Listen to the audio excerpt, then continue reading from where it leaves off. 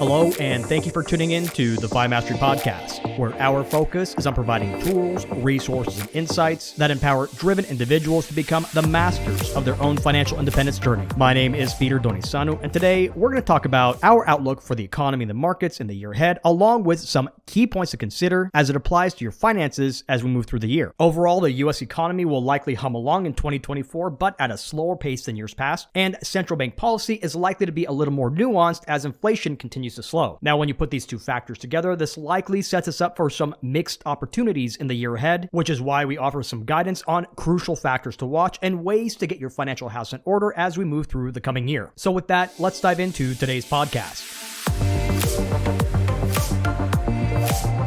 Economic and market forecasts are often wrong, but they're still useful. Indeed, looking back on the past year, most market prognosticators and economists got the year's forecasts wrong. That's because last year was supposed to be the year that the U.S. economy fell into a recession, which led markets to bet that the Federal Reserve would cut interest rates by the end of 2023. And while risk assets eventually rallied on expectations of policy changes, interest rates are still nowhere near where the markets had predicted at the start of the year. And how about that well-telegraphed recession? Well, even the Fed, who employs the most Ph.D. economists globally, got that call wrong. Ultimately, you'd think that they should have at least got that forecast partially correct, right? Well, even so, policymakers ultimately decided to scrap their forecast for recession early last year, despite the best predictions of their brain trust. Add in financial doom and gloom from high-profile social media accounts that tipped off a run in small regional banks, and still the financial collapse that some market prognosticators anticipated simply did not pan out. So then, if forecasts are so wrong so often, what's even the point of paying attention to them in the first place? Well, it all comes down to understanding directionally where the economy and the markets are headed. You see, well-known economist John Maynard Keynes was once quoted to have said that I'd rather be vaguely right than precisely wrong. And what exactly does this mean? Well, it means that you'll be better equipped to make solid financial decisions with your money and your wealth in the coming year by focusing on the factors that might affect the direction of the markets and the economy, rather than trying to divine the precise outcomes of one or the other. All right, so then from this perspective, what direction is the global economy likely headed in the coming year? Well, as it stands today, the global economic outlook for 2024 remains highly uncertain due to several competing factors. Now, these factors include ongoing household and business adjustments in the post-pandemic economic environment, varying global central bank policies, heightened geopolitical tensions, and the complex interplay between inflation, employment, and consumer spending. Even so, global inflationary pressures are expected to ease from post-pandemic highs, and economic output could come in modestly softer compared to the surprising growth that we saw in 2023. And here, what exactly is driving this economic outlook? Well, this cautious optimism stems from several key areas, such as technological advancements driving productivity, some emerging markets that are showing resilience and growth potential, and expectations of easier monetary policy as inflation comes under control. At the same time, some economic sectors and global regions are demonstrating strong fundamentals and resilience, which could buffer against a broader global economic downturn. More specifically, here in the U.S., the economic outlook for this year is mixed but generally positive. That's because the economy, while now feeling the pressure of higher interest rates, is still navigating the after effects of historically high prices. Nevertheless, inflation is forecast to fall down to around 2.5% in 2024. This is compared to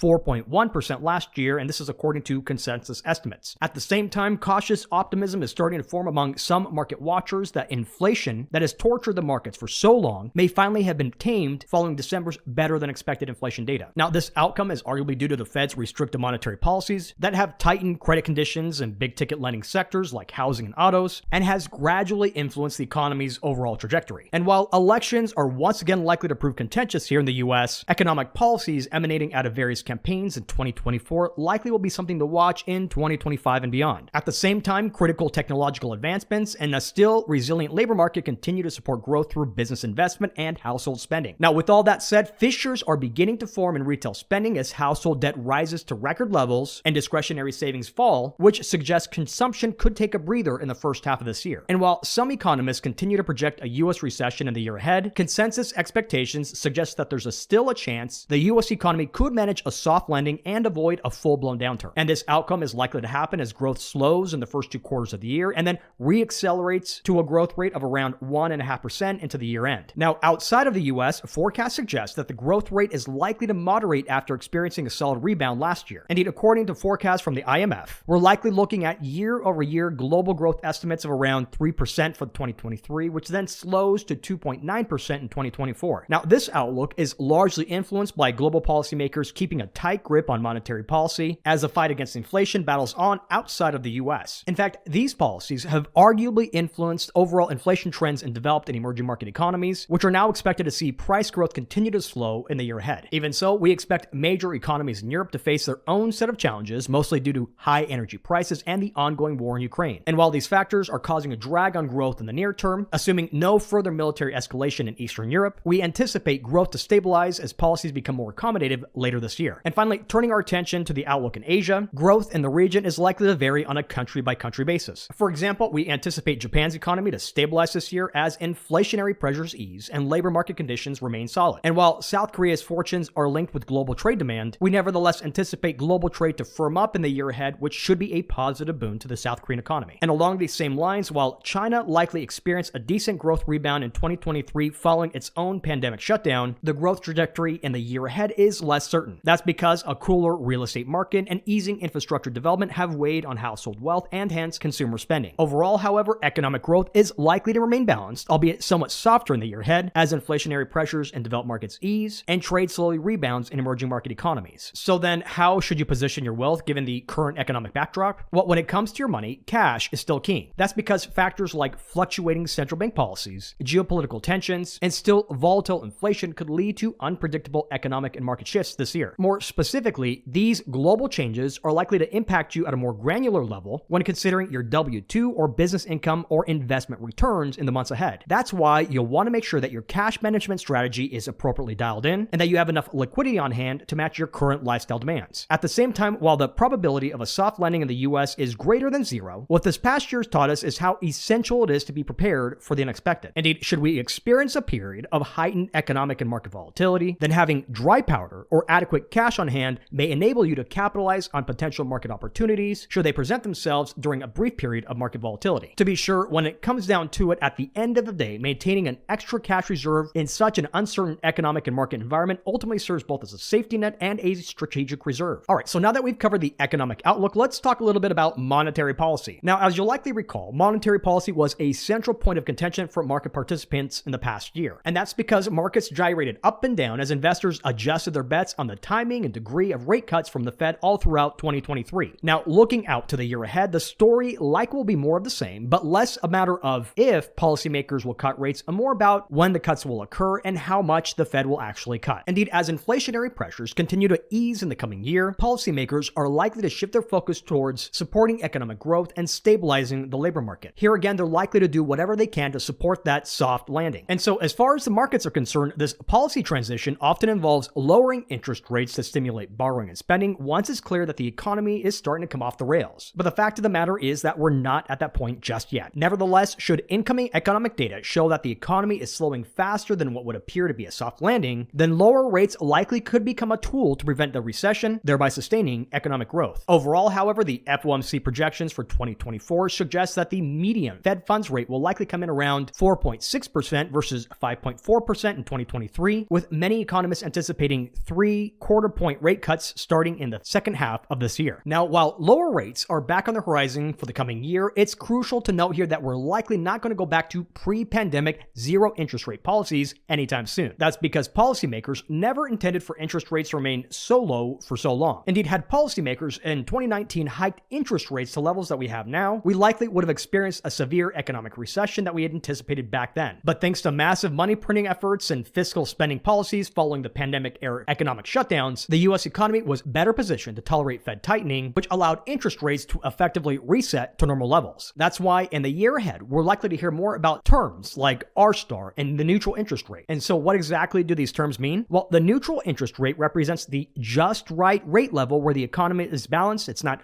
overheating, or it's not underperforming. So then, assuming that economic growth slows and policymakers begin cutting rates this year, their focus likely will shift from supporting growth to finding that ideal policy rate to prevent economic overheating once again. And that's where R-star, or the neutral rate, will come into play. Certainly, figuring out what this neutral rate should be is going to be challenging. And that's because evolving inflation dynamics, coupled with shifts in global economic conditions and changing consumer and business behaviors post-pandemic, will not only keep policymakers on their toes, they'll also likely offer another critical factor influencing this year's market narrative. Indeed, as central banks dial in their models to identify R-star, or that neutral rate level, financial markets naturally will be hard at work trying to get ahead of policymakers, which likely will influence business and consumer borrowing costs along the way. Here again, the focus isn't so much on a pivot, but now it's on that ideal neutral rate level. That's why in the year ahead, even though interest rates are likely to fall, you should still consider approaching borrowing to purchase big ticket items in a cautious manner. And why is that? Well, while interest rates are likely to decline in the year ahead, there's still a potential that they likely won't fall as fast as we've seen in past business cycles. And so what this means for you is that if you're borrowing to make a big ticket purchase now because you expect significantly lower rates down the road, you could be in for a rude surprise. That's why it's crucial to consider the impact of potentially higher for longer borrowing costs on your finances, especially for mortgages or large business loans, and consider debt service affordability based on your current financial circumstances rather than your anticipated lower interest rates in the future. All right, so now that we've discussed the economic and monetary policy outlook, the last thing we'll take into consideration here is the market outlook. And so where exactly is the market headed in 2024? Well, while nobody has a crystal ball to tell us where the market is headed, the key takeaway from what we know and expect to happen in the year ahead is to remain flexible and adaptable to ever-changing market conditions. More specifically, while the market could continue to rally because rates are expected to fall, market returns could turn out to be more balanced than we saw in years past. Indeed, in the current market environment, the equity outlook is likely to be marked by a mood of cautious optimism. That's because the Fed pivot celebration that had driven asset prices higher in recent months likely will give way to a reflection on fundamentals and what fair valuations look like in a more normalized rate environment. So then as a result, we're likely to experience bouts of market ebbs and flows as investors once again try to divine Fed speak in anticipation of target policy rates. Add to this last year's substantial risk asset rally, and many professional investors will likely turn their attention to fundamentals like earnings multiple, with a focus on sustainable growth and resilience in a still uncertain economy. And now when it comes to the bond market, the picture here is still a little mixed, but still positive. That's because the prospect of falling interest rates is likely to be supportive of bond prices overall, with some performance discrepancies likely surfacing in an already richly valued high yield and emerging market sectors. Nevertheless, the silver lining here for fixed income investing is that rates stabilizing at higher levels could in turn revitalize the bond markets as an attractive long-term savings destination should zero interest rate policies finally fade into the sunset. Nevertheless, bond quality and duration likely will remain two key focus areas to watch as we navigate the current economic landscape in the year ahead. That's why taking a selective approach in the bond market will be essential to optimizing returns and managing risk in this ever-changing interest rate environment. Overall, expectations are set for modest risk asset gains in the near term and higher risk-adjusted returns over the long term should the neutral risk-free rate stay pegged higher. Even so, the start of the year is a crucial time to reevaluate your investment strategy to ensure that you're on the right track. Sure, you may be tempted to just let it ride when it comes to your portfolio this year, but some caution is still warranted. More crucially, given the evolving economic and market landscape, now may be a great time to ensure that your current asset allocation is optimally aligned with your long-term lifestyle and savings goals. And so what does this look like? Well, to effectively reevaluate your asset allocation strategy in the current market environment, you can start by revisiting your long-term life goals, reflecting on how you plan to use your money to get there, and evaluating whether your risk tolerance reflects your current desired outcomes. Now, this is an essential topic that we discussed last month, and you can find the blog post and the podcast at FiMastery.com. But either way, at the very least, consider the market and economic outlook presented here today, and ask yourself if your company's stock concentration and sector allocations are still suitable in the current market environment. Then, after you've done your homework, adjust your portfolio to align with your long-term strategy so you can ensure that it's geared to weather the market's ups and downs later on this year. You know, when it comes down to it, economic and market forecasts often miss their targets as evidenced by the unpredictable developments in 2023. Even so, their value to investors is found in acting as a directional guide rather than a precise predictor of future events. And so as we look out to the year ahead, we anticipate modest financial market returns, directionally supported by the Fed's rate normalization, which could unfold in an environment of still solid economic growth. Now, with all that said, we're guided by another quote from John Maynard Keynes, and that's that when the facts change, I change my mind. So then, while we have a general idea of the factors that may be affecting global markets and the economy this year, it's crucial now more than ever to remain nimble. That's why it's crucial to square up your cash management plan and prepare to service debt at higher rates, all the while maintaining a disciplined investment strategy reflective of your overall risk tolerance. Doing so won't just help you navigate the uncertainties of the year ahead. These moves will help you take one step closer to becoming the master of your own financial independence journey.